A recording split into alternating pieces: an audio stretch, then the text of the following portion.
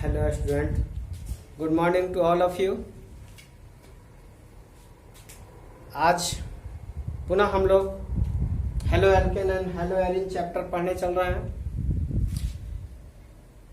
तो आज का हम लोग का टॉपिक है एलिमिनेशन रिएक्शन।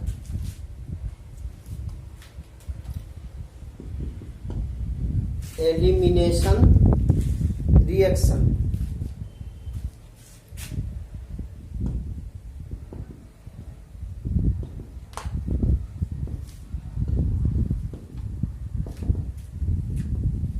हम लोगों ने पहला पढ़ा सब्स्टिट्यूशन रिएक्शन में हम लोगों ने कई प्रकार के रिएक्शन को पढ़ा। आज हम लोग एलिमिनेशन रिएक्शन पढ़ेंगे। हम लोगों ने सब्स्टिट्यूशन रिएक्शन में एक जो रिएक्शन पढ़े, एल्काइल हैलाइड को पोटेशियम हाइड्रोक्साइड या सोडियम हाइड्रोक्साइड के साथ रिएक्शन, वही सेम रिएक्शन यहाँ पढ़ेंगे।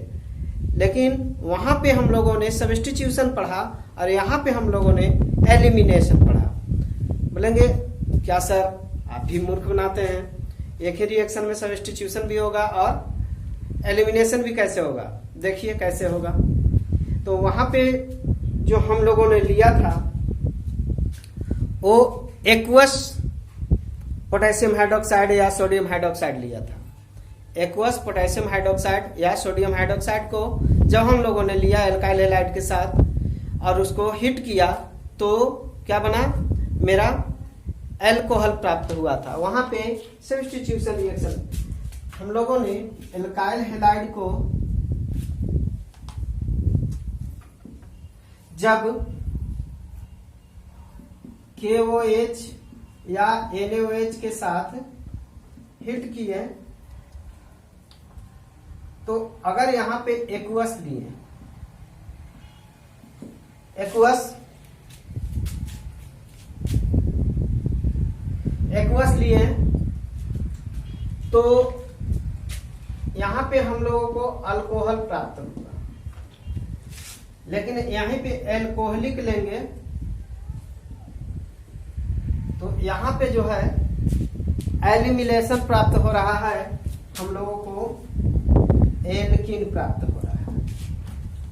सेम रिएक्टेंट सब्सट्रैक्ट भी सेम है लेकिन मीडियम चेंज है। एक जगह है एक्वस और एक जगह है एल्कोहलिक। एक्वस जब लिए तो सब्स्टिट्यूशन, यहाँ पे हमारा जो रिएक्शन हुआ, ये रिएक्शन जो हुआ सब्स्टिट्यूशन रिएक्शन हुआ। यहाँ पे न्यूक्लियोफिलिक सब्स्टिट्यूशन रिएक्शन हुआ। यहाँ पे जो रिएक्शन हमारा हो रहा है, इस रिएक्शन को हम लोग कहते हैं एलिमिनेशन रिएक्शन। चलिए आते हैं हम लोग डिटेल से।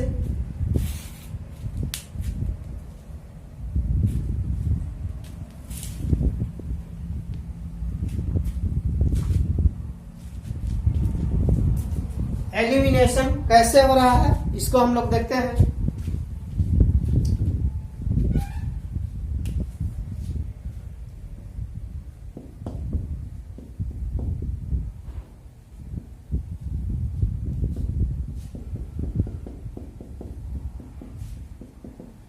इथाइल हैलाइड है, इसको जो है हम लोग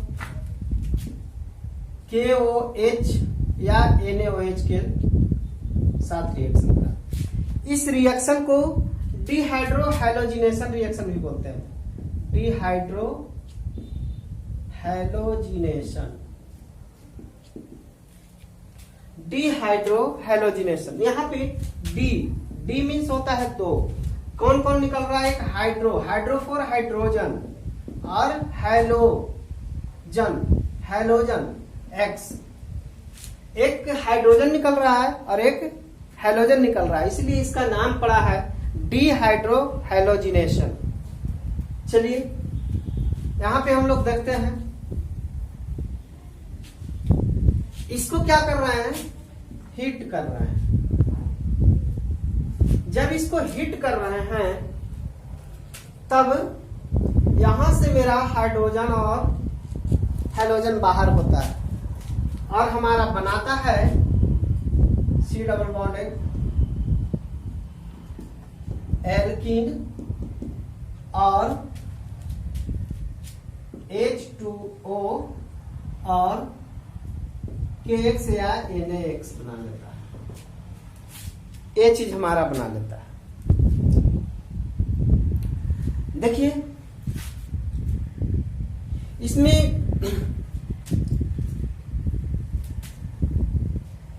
होता क्या है, एक ऐसा फॉर्म है अल्कोहलिक होता है।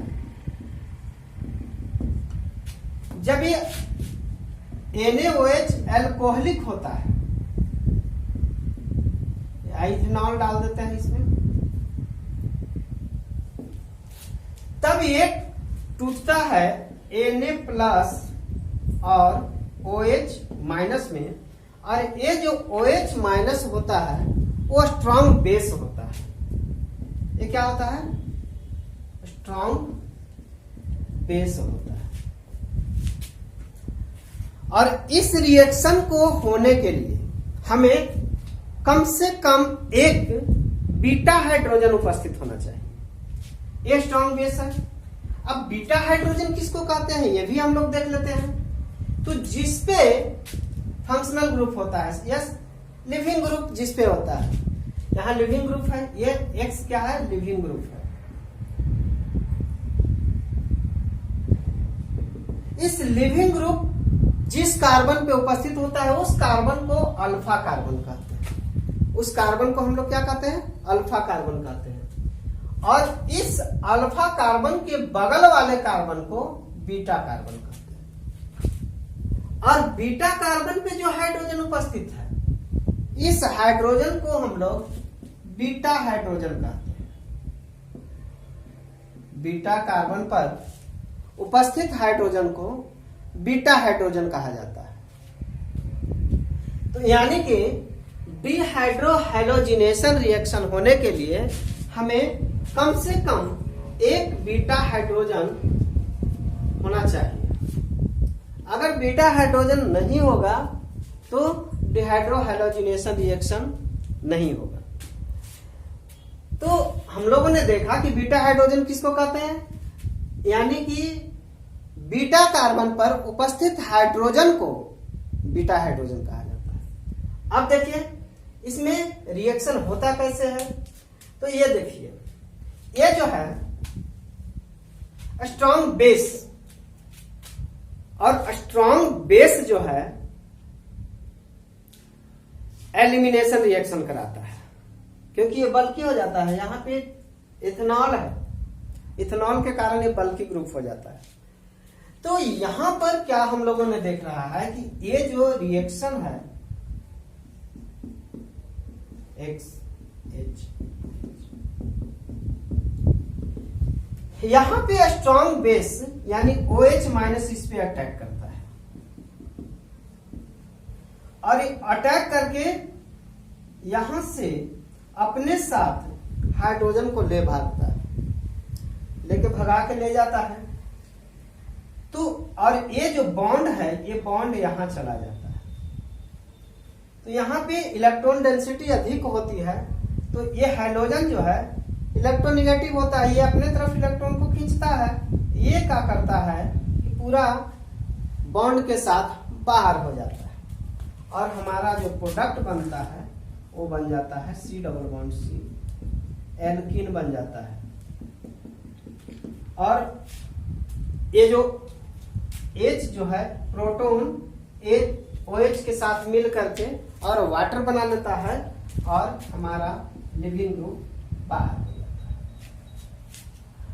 अब वो जो X माइनस ग्रुप है वो क्या करता है, यहां पे पॉजिटिव है सोडियम, इसके साथ Na प्लस और X माइनस मिल करके और दोनों अपना घर बसा लेता है, NaX बना लेता है।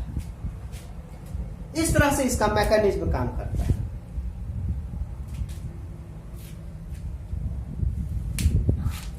तो अब देखते हैं इसका एग्जाम्पल लेकर के।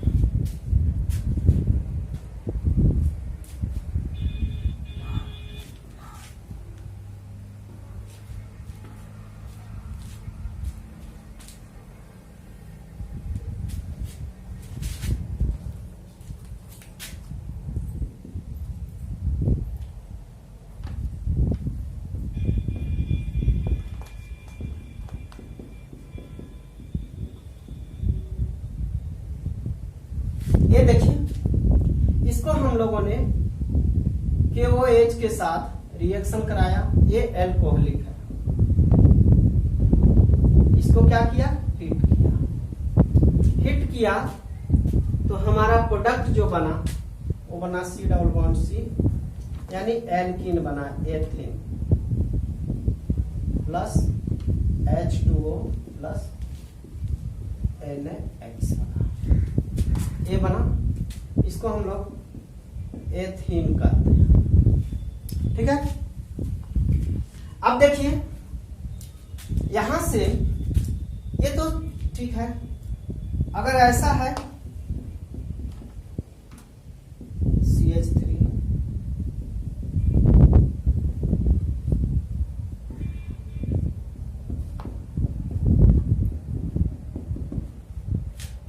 यहां देखिए, ये अल्फा कार्बन तो ये बीटा कार्बन हो गया। यहां देखिए ये अल्फा कार्बन, बीटा कार्बन कौन होगा, ये हो जाएगा और ये हो जाएगा। बीटा कार्बन जो है ये और ये हो जाएगा। इसको हम लोग को NaCl के साथ रिएक्शन करा देना। कब है, एल्कोहलिक, एल्कोहलिक फॉर्म में। इसको हम लोगों ने हिट कर दिया। अब यहां से कैसा प्रोडक्ट बनाएगा, यहां बनाएगा, यहां बनाएगा, कोई दिक्कत नहीं है, दोनों तरफ समान बनेगा। ये बनेगा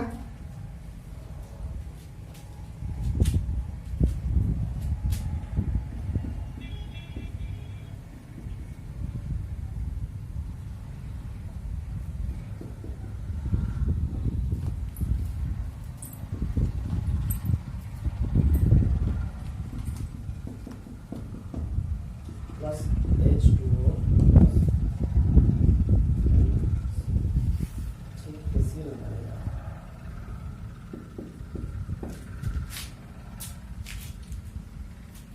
थोड़ा सा हम लोग कॉम्प्लेक्स लेते हैं रिएक्शन को, तब देखते हैं क्या होता है। इसको उतारिए फट से।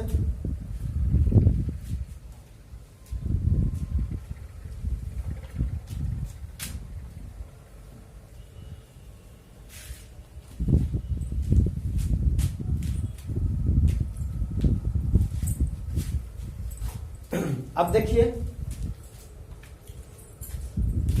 मान लेते हैं हमारे पास CH3 CH3 2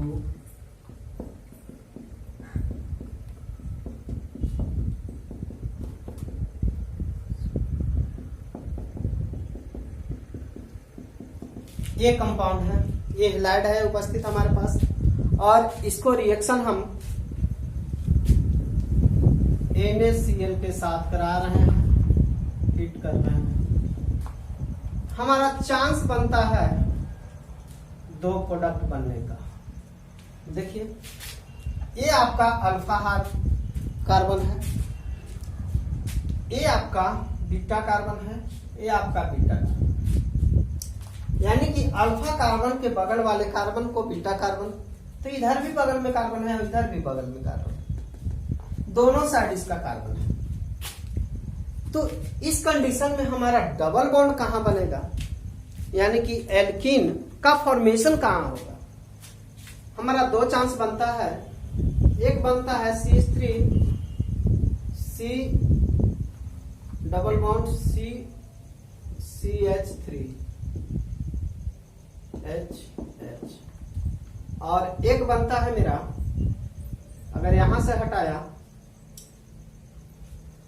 वो जो रिएक्शन बना वो यहां से हटाया, इस बीटा हाइड्रोजन को हटाया तो बना। अगर इस बीटा हाइड्रोजन को बाहर करता है तो कैसा बनेगा, अगर इसके साथ ये बाहर होता है तो आपका बनेगा CH3 CH2 CH double bond CH2। देखिए यहां पे, तो इस कंडीशन में हम लोग देखते हैं, पहचानते हैं, एक सेटजेफ रूल लागू करते हैं इस पे कि हमारा मोर स्टेबल कौन होगा और लेस स्टेबल कौन होगा। तो जो सेटजेफ रूल को फॉलो करेगा वो मोर स्टेबल होगा, और जो सेटजेफ रूल को फॉलो नहीं करेगा वो लेस स्टेबल होता है। तो यहाँ पे देखिए सेटजेफ साहब ने बोला कि ये जो डबल बॉन्ड है इसको ले लेते हैं और इस डबल बॉन्ड के बगल वाले में अगर एल्काइल ग्रुप ज्यादा होगा, एल्काइल ग्रुप ज्यादा होगा तो सेटजेफ रूल का फॉलो करेगा। तो इसमें देखिए एक अल्काइल ग्रुप ये हो गया और एक एल्काइल ग्रुप ये हो गया। यहाँ इसमें जो है एल्काइल जो है कितना है 2 है। यहाँ देखिए इसको घेर लीजिए और इसमें एल्काइल की संख्या कितनी है 1 है।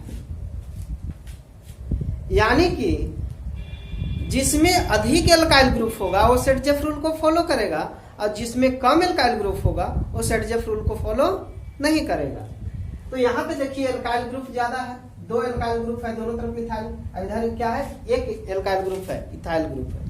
तो ये जो होगा लेस स्टेबल, यानी कि ये 20% बनेगा लेस स्टेबल।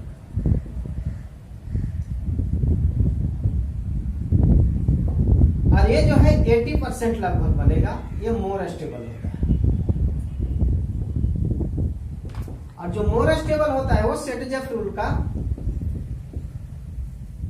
सेटजेफ प्रोडक्ट कह सकते हैं या सेटजेफ प्रोडक्ट रूल का। ये जो है आपका सेटजेफ प्रोडक्ट होता है और ये जो सेटजेफ प्रोडक्ट होता है मोर स्टेबल प्रोडक्ट होता है। इसमें यही पहचानना है सेटजेफ मोर स्टेबल कौन होगा और लेस स्टेबल कौन होगा। तो सेटजेफ रूल एक यहां होता है। दूसरा चीज है कि अगर बल्की ग्रुप हो, बल्की ग्रुप यानी कि यहाँ पे न्यूक्लियोफिल के रूप में अगर मान लेते हैं CH3 ये माइनस है, ये न्यूक्लियोफिल जो है वो बल्की ग्रुप आता है, बल्की होता है। अगर न्यूक्लियोफिल बल्की हो तो इस कंडीशन में भी सेटजेफ रूल का फॉलो होता है। अगर बल्की ग्रुप हो तो सेटजेफ रूल का फॉलो होता है और अगर ये कंडीशन हो तो भी आपका सेटजेफ रूल का फॉलो होता है। अगर यहाँ किसी को दिक्कत होगा तो एक बार फिर से हम लोग देख लेते हैं कि अगर इस तरह का प्रोडक्ट हो और हम लोग को 2 बीटा कार्बन पर उपस्थित हाइड्रोजन हो, यानी बीटा हाइड्रोजन 2 कार्बन पर उपस्थित हो, तो उस कंडीशन में हमारा मोर स्टेबल प्रोडक्ट कौन बनेगा और लेस स्टेबल प्रोडक्ट कौन बनेगा, ये दोनों को हम लोग को सेटजेफ रूल का पालन करना चाहिए। यहाँ पे हम लोगों को सेटजेफ रूल पालन करना चाहिए। जो सेटजेफ रूल पालन करेगा वो मोर स्टेबल होगा और जो सेटजेफ रूल पालन नहीं करेगा वो लेस स्टेबल होगा। तो सेटजेफ रूल कैसे पालन हम लोग देखेंगे, तो हम लोग डबल बॉन्ड वाले को सबसे पहले घेर लेंगे और उसके बगल में देखेंगे कि कितना एल्काइल ग्रुप है। तो इसके दोनों तरफ एल्काइल ग्रुप है, यानी कि अगर एल्काइल ग्रुप की संख्या 2 है और इधर जो है एल्काइल ग्रुप की संख्या क्या है 1 है, तो यहाँ पे क्या होता है ये मोर स्टेबल होता है और ये क्या होता है लेस स्टेबल होता है। ठीक है, तो आज इतना ही। कल हम लोग पढ़ेंगे ग्रिग्नार्ड रिएजेंट। नेक्स्ट आज की जो वीडियो है इतना ही है, तो आप लोग ध्यान से पढ़िए और मेरे वीडियो को लाइक सब्सक्राइब और शेयर करना नहीं भूलें, ताकि मैं उत्साहित होकर के आप लोगों के लिए वीडियो बना सकूं। धन्यवाद।